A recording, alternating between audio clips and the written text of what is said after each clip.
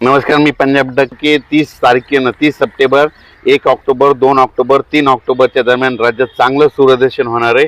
हवामान कोरडं राहणार आहे, म्हणून हा राज्यातल्या सर्व शेतकऱ्यांनी अंदाज लक्षात द्यायचा.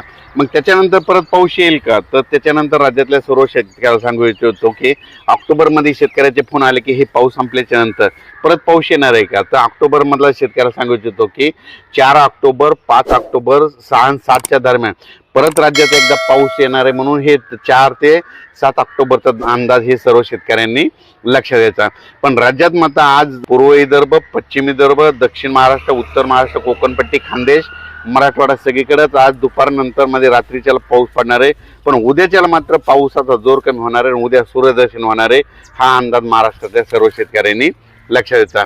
खास करून जास्त आता मध्ये आजच्यानं मराठवाडा आणि पश्चिम महाराष्ट्रातल्या शेतकऱ्याला एवढं काही घाबरायची गरज नाही, कारण की आज जास्त